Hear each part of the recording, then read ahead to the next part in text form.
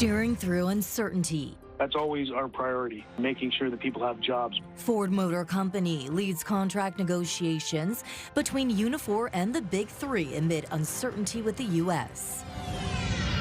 Securing the future. We are the only player in town with respect to southwestern Ontario that can bring this training that we know is vital. A new program at St. Clair will teach cybersecurity to local business leaders. And road to the World Juniors. Top NHL hockey prospects bound for Windsor. My bet is that we'll fill the place.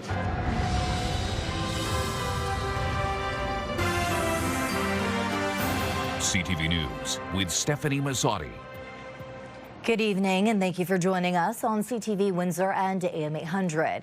There's a lot on the line for Canada's auto workers, and with tariffs, electric vehicles, and thousands of jobs in the mix, this year's Detroit 3 talks could get complicated and fast. The unions say negotiations start with Ford. CTV's Travis Fortnum is here to tell us more about how things are ramping up. Travis. Yeah, that's right. Ford will once again lead bargaining with Unifor, with talks set to begin in June as workers keep a close eye on what the future of the auto industry could look like here in Canada. We all sit down and go over the companies and the challenges, and then we look at the company itself, and Ford has always said, listen, we'd like to go first. We'd like to lead. Not all companies want to do that. And so we recognize that, on top of the fact that Ford has always continued to follow through with their investments, which is also important, especially in the times we're in today.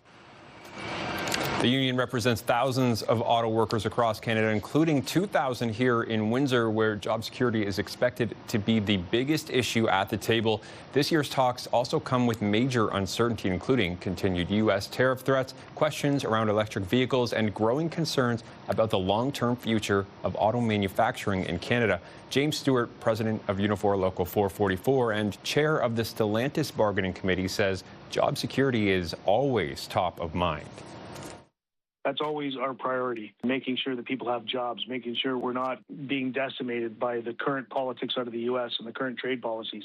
So that's key. And then the other things that are always important, making sure we don't go concessionary, making sure we're making gains for our members, making sure we're looking at pensions and wages and making sure they're in the forefront for our members. It says that. If a deal is reached with Ford, it's expected to set the pattern for talks with Stellantis and General Motors later this year. Talks are scheduled to start June 22nd. Stefanie. Okay. Thank you, Travis Fortnum, with our top story tonight. Meantime, upcoming negotiation dates have now been canceled between Essex Windsor EMS and its paramedics. According to CUPE Local 2974, President, future dates were canceled on May 8th after conciliation ended without a contract.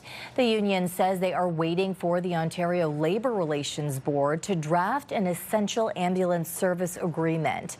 That is expected in late June, early July. After that, Jovanovic says they will request a no-board report. A strike could happen 17 days after that report is filed, according to the union. If the union takes job action, it could result in a 20 to 40% reduction in service level if the Labour Board approves the plan. The County of Essex declined to comment on the status of labour negotiations. Bird Canada's e-scooters and bikes will be returning to the streets in the coming weeks. The company has struck an agreement with the city after being sidelined without a contract since April 21st. Bird's return will add about 100 additional e-bikes to the existing inventory. The two sides are working on some final details, but expect the equipment to be distributed in the coming weeks. A change coming for users is a new drop-off zone. Riders will now have to park their vehicles and wheels in designated areas rather than leaving them wherever they want. The app will have all the parking locations outlined on the map. It will tell you if you're not in one, so you continue the ride. Like, you won't be able to end your ride until you get to one. So it might take some getting used to at first, but we're confident over time it'll be pretty seamless. Windsor police officers patrolling downtown noticed several alleged drug deals and they intervened. On Sunday morning around 10 o'clock, police saw several exchanges between two suspects and various groups of people. Two people were arrested, including a 16-year-old, and they are charged with drug trafficking. Police say they seized hundreds of illegal pills and more than $7,000 in cash. CTV meteorologist Gary Archibald joins me now for our first look at the weather inside at the studio tonight.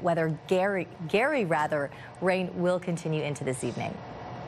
You're right about that. Good evening, Stephanie. Good evening, ladies and gentlemen. Along this cold front, this boundary, showers as I speak, and more of the same as it progresses from west-east right across southeastern Michigan into southern Ontario proper, and some embedded thunderstorms are trailing as well in northern parts of Illinois and Indiana. That could come close to us here in extreme southwestern Ontario over the next couple hours. And then there are residual effects post-frontal. What's in behind the front could at times be more severe.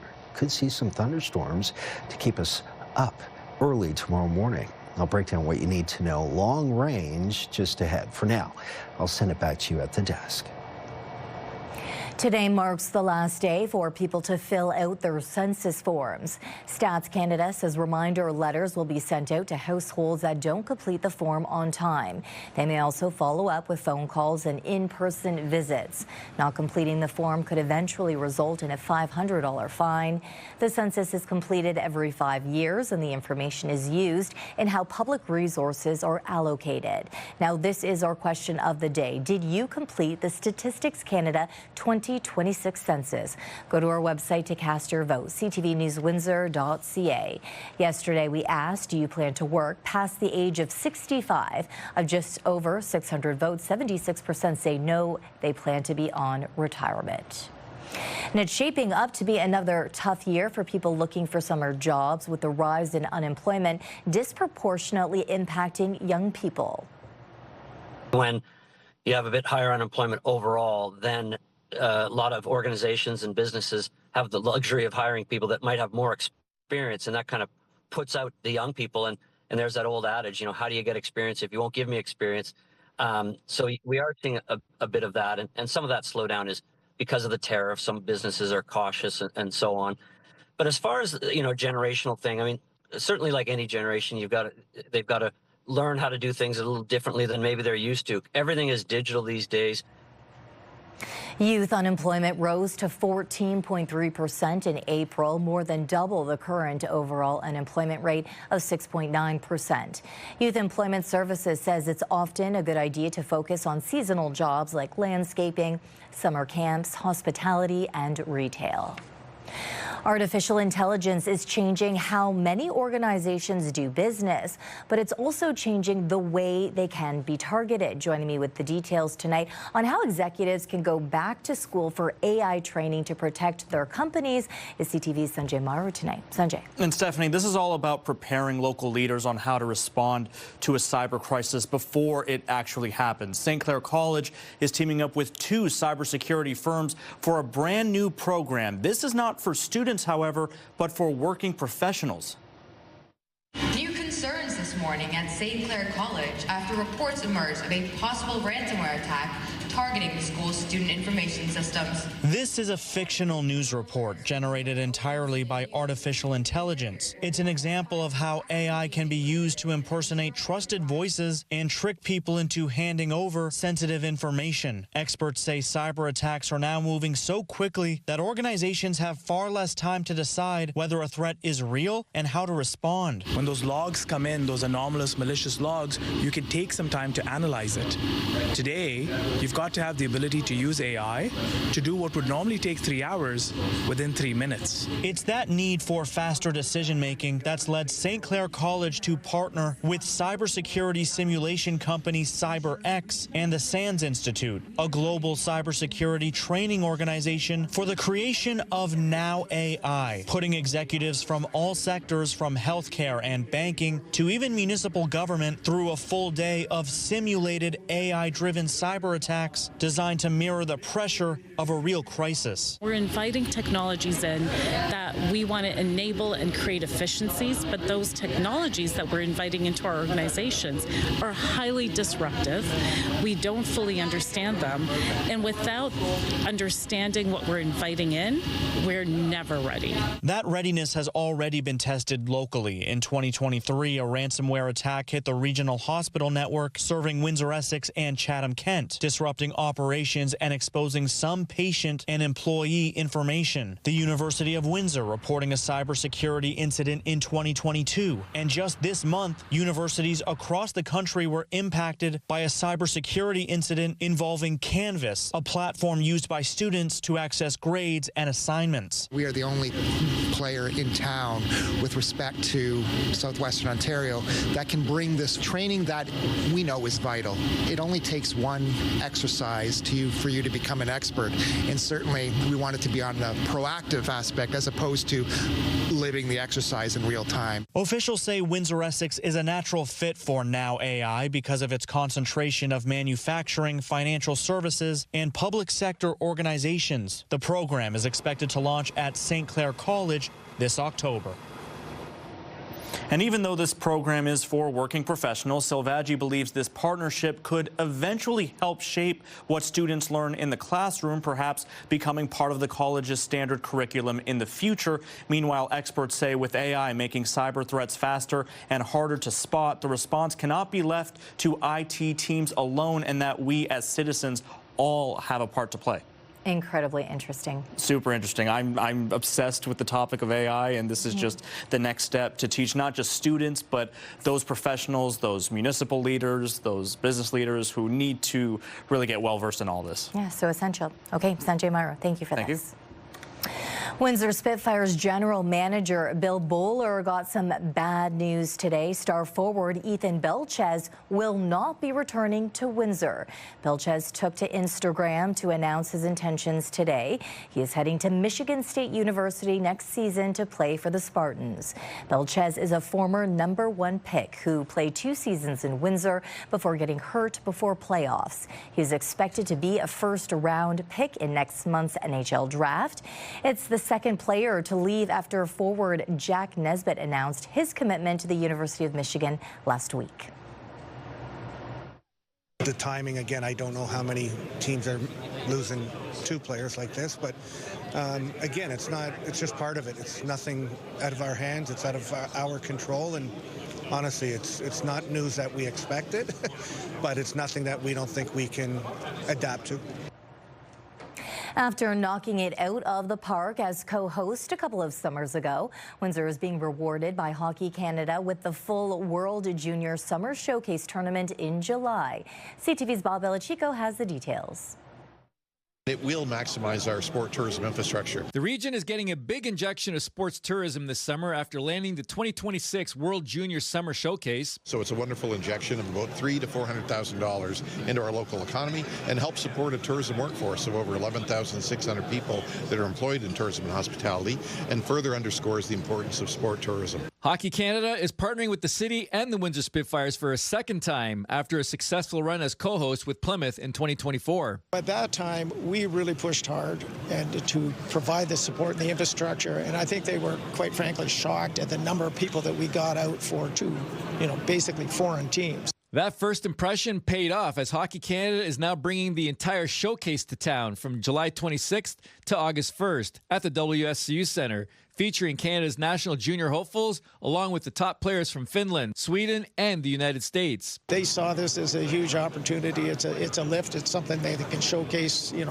get it on the TV. You got fans in here, and, my bet is that we'll fill the place, particularly for the U.S.-Canada games. LaSalle native and Nashville Predators prospect Andrew Gibson played in the showcase in 2024, but missed out on playing at the WFCU Centre for Team Canada. It's great for not only the kids, but, the fans. You go a couple months in the summer without hockey. Everyone's kind of itching for it to come back, waiting, not knowing what to do. So to have this cut up the summer is going to be huge, and I'm really looking forward to it. It's an important tournament, too, for players.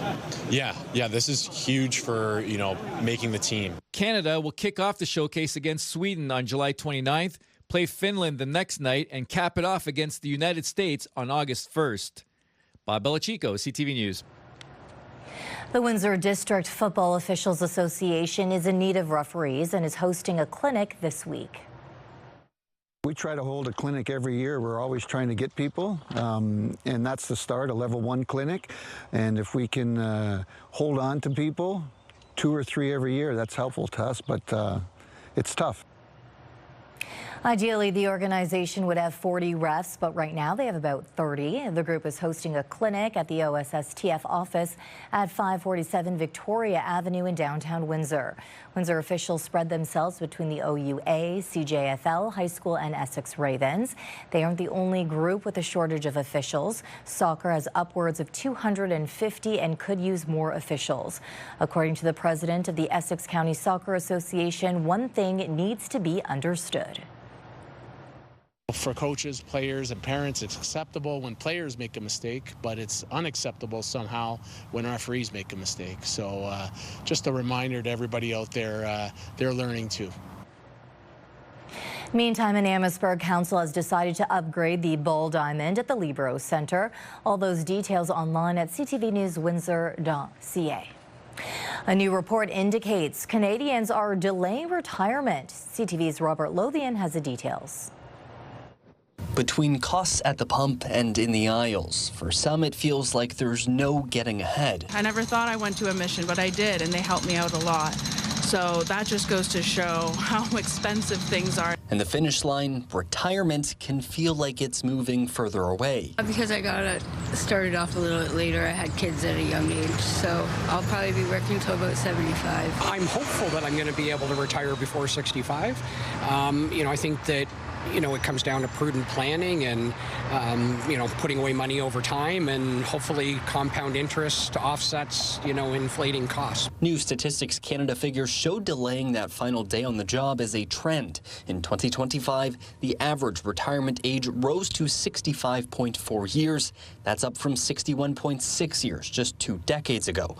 As the costs rise, Canadians are also living longer. Let's look at, you're working really hard to earn the income you need to eventually retire fully down the road. Why don't we retire partially right now? Certified financial planner Bill McBay says there's no shame in continuing life in the workforce. For those not financially set for retirement, there are still options. We're definitely hearing it being talked about more, and I think my job, or the job of the advisor, is to see whether or not that's okay or not. However, the rising retirement rate may not just be due to cost. It's not a surprise at all. We've known that those numbers have been growing for years, and even more so these days. 65 is just an imaginary number. Some suspect more seniors want to keep working, turning to fulfilling opportunities. The new retirement plan that I'm seeing more than not is retiring partially, maybe working at something you always wanted to do past your normal retirement age. Regardless of whether it's due to the cost of living or a want to stay off the couch, McBay says it's best to start with a plan. Robert Lothian, CTV News. Do you have a comment or question? Text us at 10400. You can also send photos and video. Tragedy on Lake Erie in Norfolk County, where a father and son have drowned. The OPP say both were wearing life jackets at the time. That story is coming up after the break. Then later, a new campaign launched by Molson Canadian has us asking Windsorites, what is it like to be Canadian in Canada South? Start your day with the latest local news. By signing up for our newsletter, you'll get direct local content straight from CTV Windsor to your inbox, including top stories, the forecast, and videos. You can sign up at ctvnewswindsor.ca.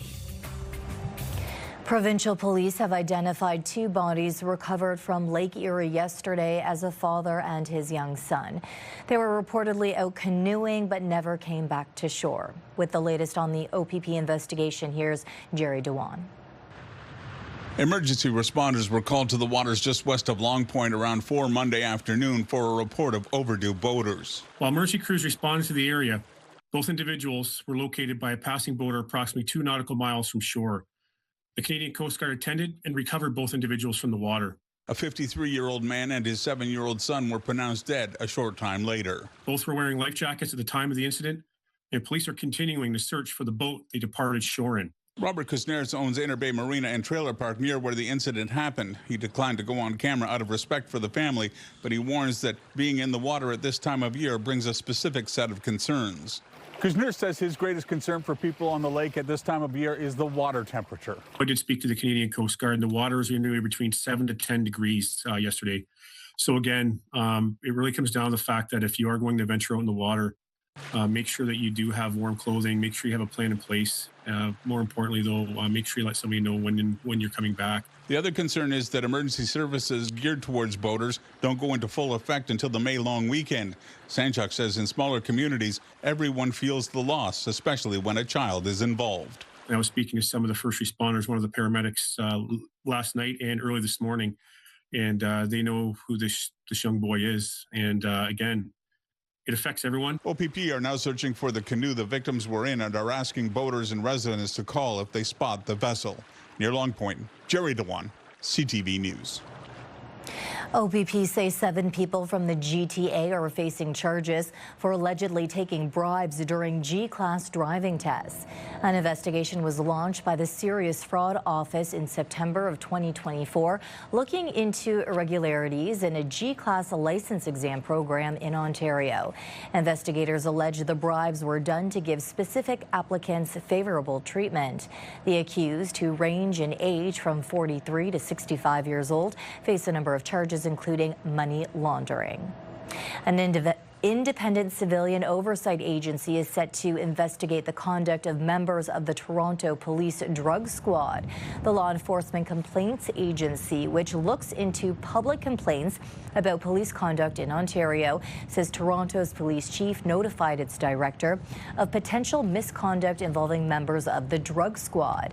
The agency says it cannot identify any of the officers or comment on the specific allegations. It says it is aiming to complete its investigation within 120 days. India's Prime Minister is appealing to citizens to curb fuel consumption amid declining gasoline stocks and a shortage of foreign exchange. He's also suggesting that they work from home. Petrol, diesel ka. Narendra Modi issued the call to action during a rally. He is calling on citizens to save the country's limited foreign exchange used to buy fuel and imported goods by reducing purchases of gas, diesel, and fertilizer, as well as limiting travel. Modi is set to head to the United Arab Emirates later this week to discuss energy cooperation. A new Molson campaign ahead of Canada Day is asking people across the country to help redefine what it means to be Canadian. In Windsor, where Detroit is just across the river, many residents say living in a border city creates a uniquely Canadian experience, as CTV's Chris Campbell reports. From sports teams and shopping to culture and family connection, life in Windsor has long been shaped by its proximity to the United States. And for many residents, that cross-border connection is part of what makes Windsor distinctly Canadian. A lot of friends over there, dinners, fun entertainment events. I would say we always go to Detroit. I feel like we're almost honorary Detroiters just being here in Windsor, but I definitely feel like we experience being Canadian differently just because of those close ties with the U.S. Tourism Windsor Essex Pelee Island CEO Gordon Orr says Windsor serves as one of Canada's front doors. We're the southernmost city in Canada, without question. The other thing is we're a gateway to this great country of ours, and that includes both trade and visitation. Orr says more than 1.7 million American visitors come to Windsor Essex each year, making this region the first impression of Canada for many travelers. We are the first impression that a lot of Americans receive, and we're a welcoming presence indeed. My name is Joe, and I am Canadian. Molson's new campaign invites Canadians to share photos capturing modern Canadian identity, though Windsor was not among the cities selected for the company's disposable camera giveaway promotion. Some residents say the city is often overlooked nationally. Yeah, we're always ignored, but when you look at Molson as a beer, they're very big up north in Canada compared to us, because here locally we have a lot of breweries. We're so close to different beers. We're very, very proud to be Canadian. Others say Windsor's connection to Detroit is is exactly what makes the city special. I think the flagpole at the waterfront in front of the Rent Center, taking that picture, to me, I think that identifies, you know, because the river's there. We're a 300-year-old community. And, you know, the relationship between, it's moved back and forth over the centuries. In Windsor, Chris Campbell, CTV News.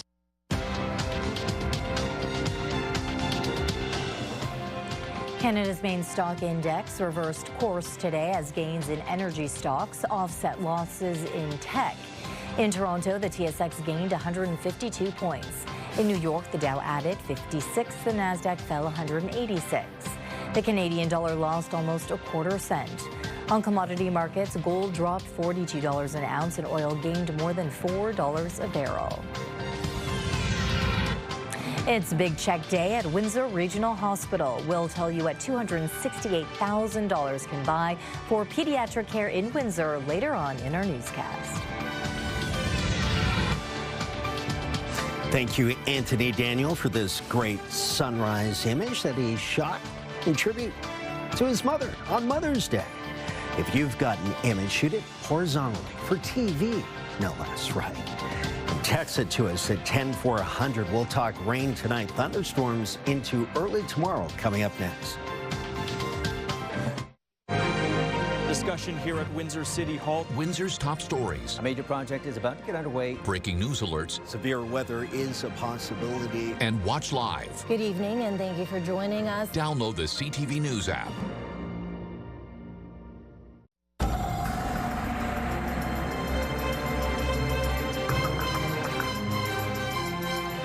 Gary joins me again for an extended look at the weather, which does include rain. Gary. You're right about that. Hey, did your backyard view look like that? Because that's from my backyard. You wouldn't be able to tell, right? But looking up at around 9:45 this morning, mixture of sun and cloud, mostly high cirrus stratus cloud. And sometimes you'll see that high-level cloud being the leading edge, if you will, of a disturbance that's moving through. And that's what we're experiencing right now. 3 degrees below seasonal, but now seasonal is near 20 degrees Celsius for a daytime high. The air quality is good. We've seen the increase in cloudiness and some showers in the vicinity. We're going to start to see that cool off, and we're getting a taste of it now. Closer to 12 to 13 degrees within the town limits for Chatham-Kent. That's about 54 degrees Fahrenheit. 15 in Windsor, close to 60, and with that, we will continue to cool off. Meanwhile, the west has been the warm sector or region of the country, even parts of southern Manitoba, certainly Saskatchewan, into the foothills of Alberta, and BC has been warm. We're talking mid to upper teens, low to mid-20s for daytime highs. There's the massive front. It's brought some thunderstorms through upper Michigan, and now we're into the showers along that cold front. A good sweep right through the heart of southwestern Ontario and over Lake Erie as I speak through the next couple of hours. Thunderstorm potential is there too.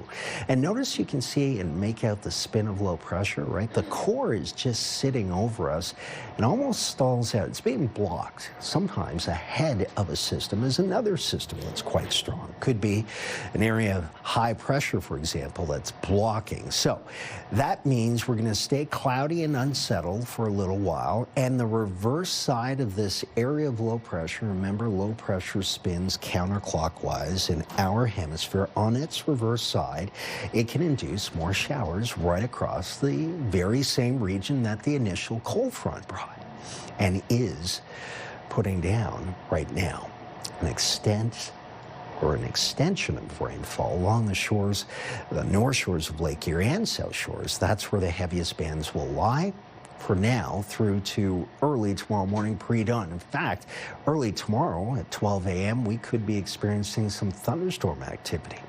Temperatures getting down to about 10, maybe 11 degrees through the overnight. And then we're into some more showers tomorrow. Take a look at the Intercarousel 7-day forecast. Fair weather, though, Thursday, Friday, 17, then 21. And then the weekends just warm, mid to upper 20s. Some passing showers Saturday, 27, 26, and then 28. And then down to 19 a week from now. That would be seasonal. That's a look at your weather.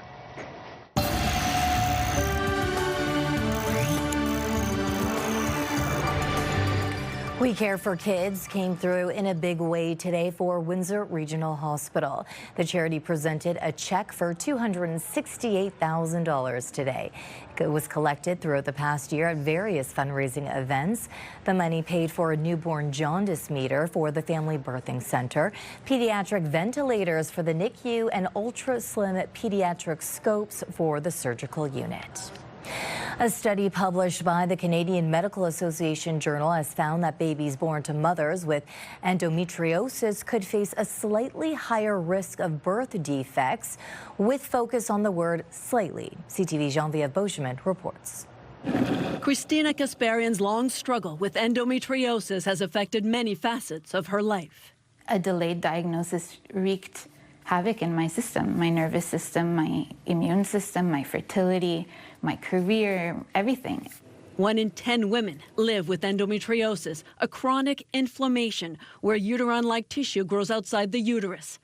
And in a new study, researchers looked into the risk of congenital anomalies in babies born to mothers with endometriosis, looking at birth defects like a cleft palate or anomalies including those of the cardiovascular or gastrointestinal systems. We're not trying to alarm anyone. The risks are still really low. It's just helpful for clinicians to maybe monitor these patients a little bit more. The study found 6.3% of babies born to women with endometriosis presented with an anomaly, as compared to 5.4% to other women. Anomalies overall are rare, and the difference is small, and it's not clear just why endometriosis may be a factor.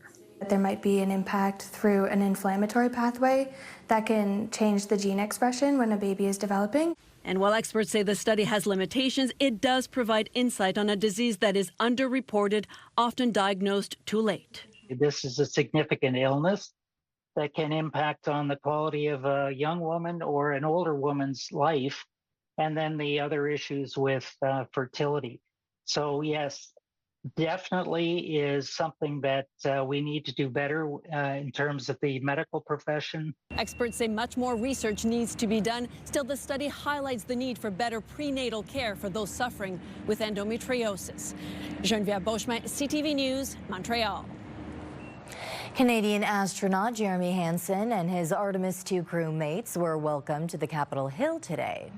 I can speak on behalf of Canadians to say this is something that we as Canadians admire in you in America, and that you set these extraordinary goals and you leave space for others like Canada to come along and contribute in a meaningful way. And by doing those things, you garner immense respect around the world, but you lift up others to come along with you. Congratulations. Each of the astronauts received a copy of a resolution passed unanimously on behalf of the U.S. Senate. It says thank you to the crew for their leadership. The resolution will remain forever in the record of the United States. The astronauts conducted the first crewed lunar flyby in 50 years during their 10-day mission last month, and they ventured further into space than anyone before them. We got to transition into another commodity. Takes a lot of time and a lot of money, and 3 to 4 years with no income. Coming up after the break, why farmers in California are ripping up their mature and fruitful peach trees.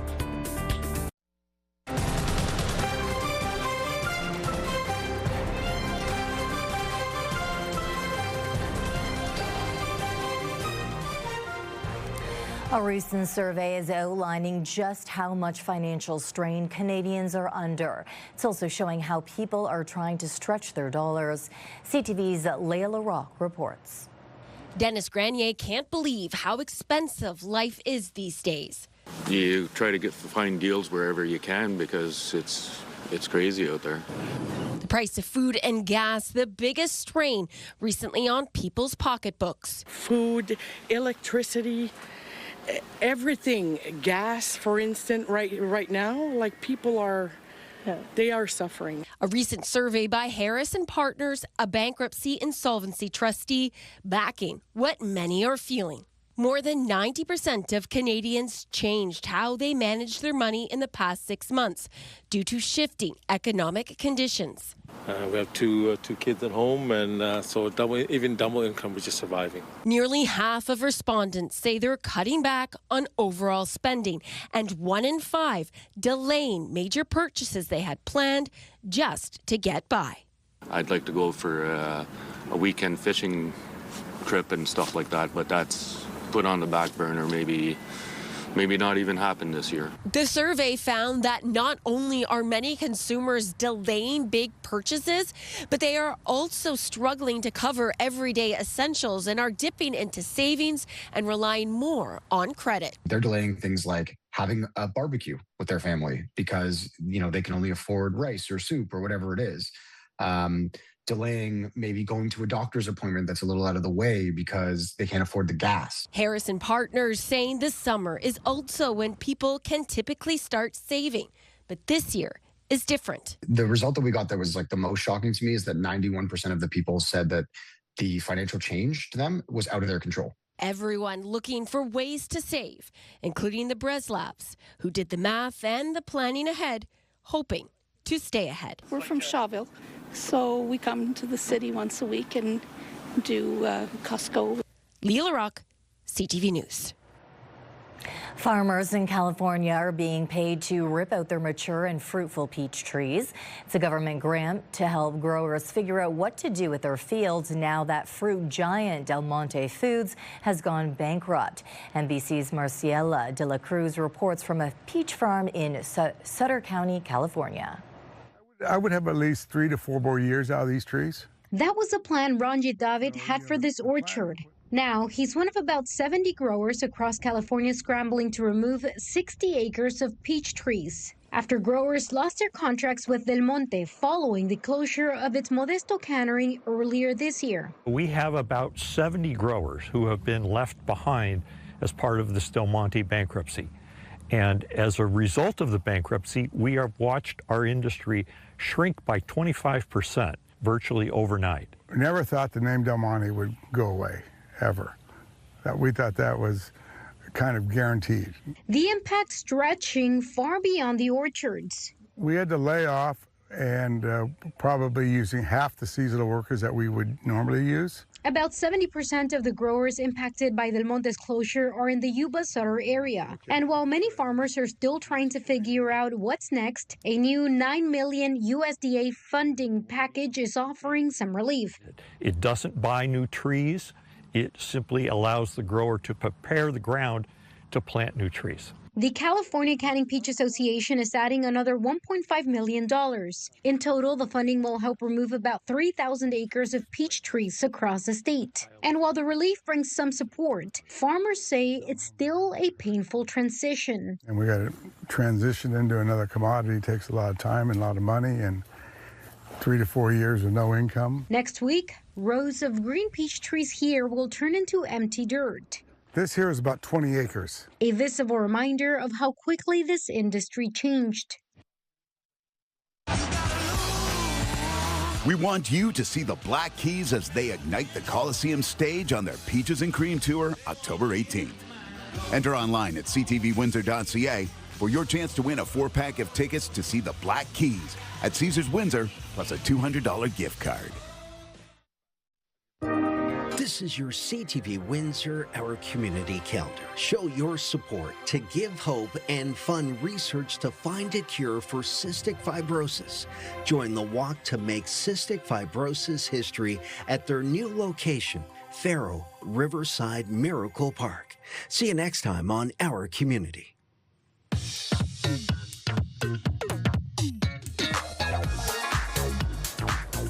It's time to check in on what's happening now with Melanie Kentner. Now, Melanie, earlier in the show, we spoke about upcoming negotiations between Unifor and Ford.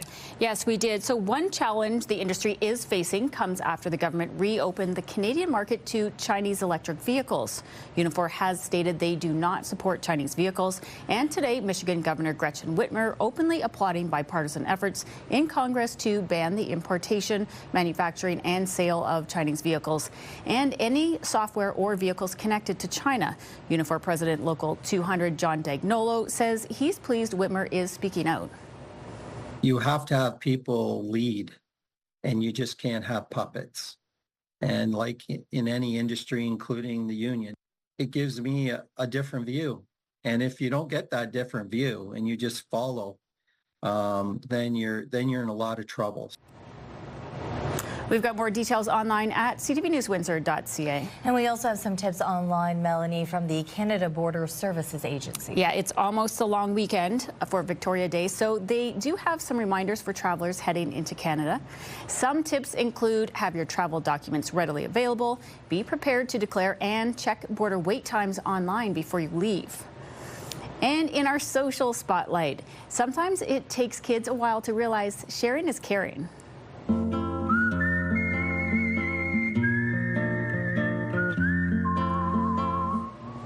So this 2-year-old didn't want to share his toys with his brother, so he hid them in the vent. It was a big surprise to his parents, who had no idea the vent even opened this way, Stefanie. I feel like a lot of parents may have a similar situation. In my house, my daughter tended to hide all of her toys in her little wine bar fridge right in the back behind all the wine bottles. It's a great idea. It's cute when you find it out. Okay, it is now extremely easy for viewers to send us a video for their trending segment. For sure. They can email it to us at newsnow@bellmedia.ca or text it to 10400. And that's what's happening now. Thank you, Melanie. If they don't slow down, like serious Students stuff protecting students. A unique program around school zones. Stay with us. Lots more still to come on CTV News at 6.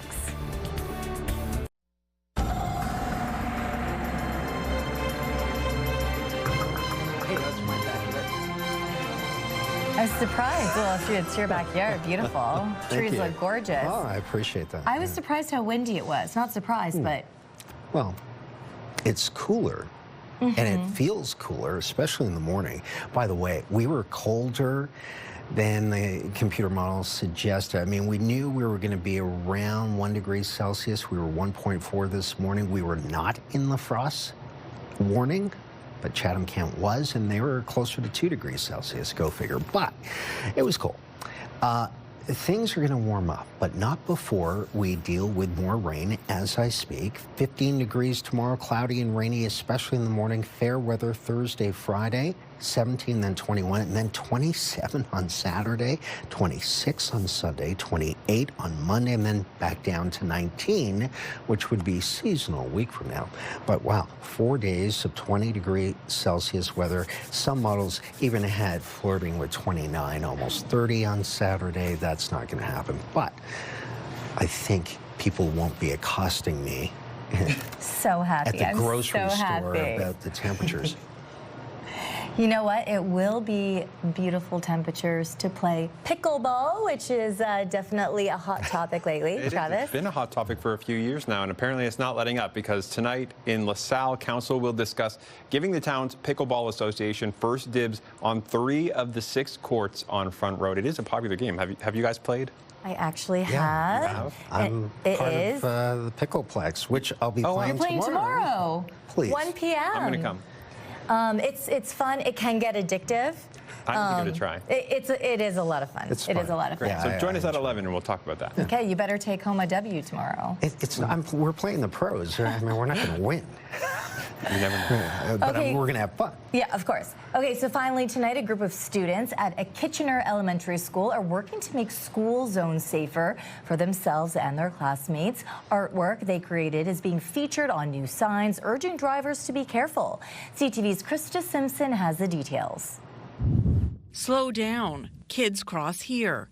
Messages to drivers from Danielle, Aluna, Lottie, and Emily, students at Janet Metcalf Public School in Kitchener. It's important because if they don't slow down, like serious stuff can happen.